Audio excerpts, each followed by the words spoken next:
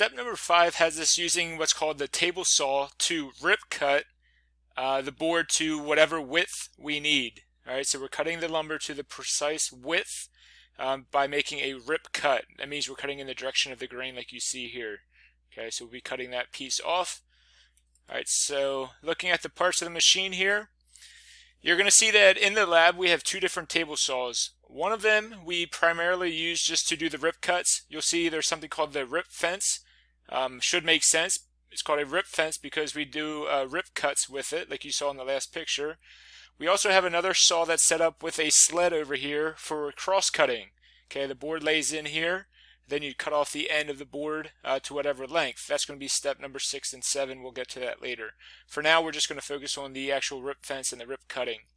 You'll see there's a danger zone where you want to not stand in because something called kickback could occur where the board comes flying back here.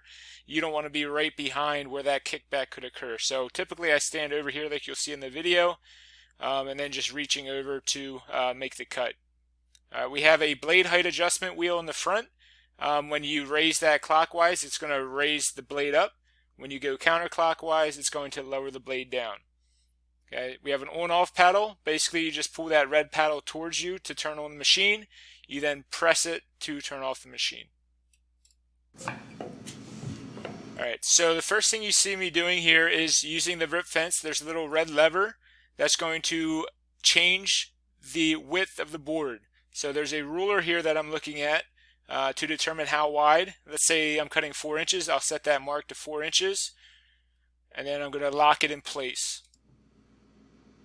Alright, I push that red lever down. I prepare the push sticks to make the cut. I turn on the machine.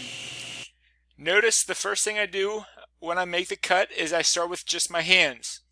My right hand is with the thumb on the back is just going to push the board through. The left hand just kind of stays here and just is pushing pressure against the fence here. As I go through, you're going to see me grab these push sticks because I don't want to run my hand that close to the blade. I want that 4-inch distance to keep a greater degree of safety. So I want to keep my hands away. Okay, so you're going to see me pick up these push sticks. Notice how I just pause, and notice how I have just one hand remaining on the board. Okay, you always want to control the board. You don't want to just let go. So I grab that right push stick, put it on the board. I'm going to then take the left push stick as well. Alright, right push stick, left push stick, running it through, all the way through. You'll notice I pushed it all the way past the blade. I position my body so that my knee is at that red paddle switch to turn it off. That way I don't have to reach down here to try to find where the off switch is. Okay, so see I just tapped that with my knee. When I'm done with the cut, you're going to see a little scrap piece laying here. Notice how I'm using a push stick to clear that away. You don't want to get in the habit of reaching your hand anywhere close to that blade. So I just use a push stick to clear away the scrap when I'm done making the cut. Alright, as far as the safety goes, some things that you didn't see in the video, but you should make sure you know how to do, is the blade should be about 1/4 inch above the wood. So before I start cutting, I would raise the blade up to make sure it's just barely sticking over the top of the board. We make sure that blade guard is in place. We make sure the fence is locked. That's the red lever that I was moving to the measurement that I needed.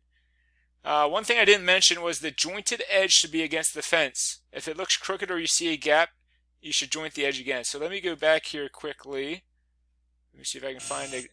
Alright, so the board, the edge against the fence, you can't really see with the guard here, that needs to be the jointed edge because that's a straight surface. So the board needs to have the jointed edge against that fence. If the jointed edge was out here, you'll notice we're cutting that piece off. We don't want to do that. So we want the jointed edge to be against that fence. Alright, using the rip fence for ripping. Alright, in step 7 we're going to look at the crosscut sled, but we use that for cross cutting. For now, you saw me using the rip fence for ripping. Keep our fingers at least 4 inches from the blade. Okay, we use push sticks when we get closer. We make sure we push the piece all the way past the blade, and we always make sure we stand outside the danger zone. Alright, let me go back here again. Notice how my body is off to the side. The danger zone is right in here, where that board might go flying back in the very rare chance that kickback would happen. Very rarely occurs. but I just want to be over here just to be extra safe, okay, because that piece could go flying back there. All right, let's see. All right, all the way past the blade, stand outside the danger zone. After making the cut, we always make sure we wait until the blade stops spinning. We then use the push stick to remove the scraps like I showed you in the video. And under no circumstance should you ever touch the blade with anything other than wood. Okay, especially your fingers, anything metal, anything damp or wet.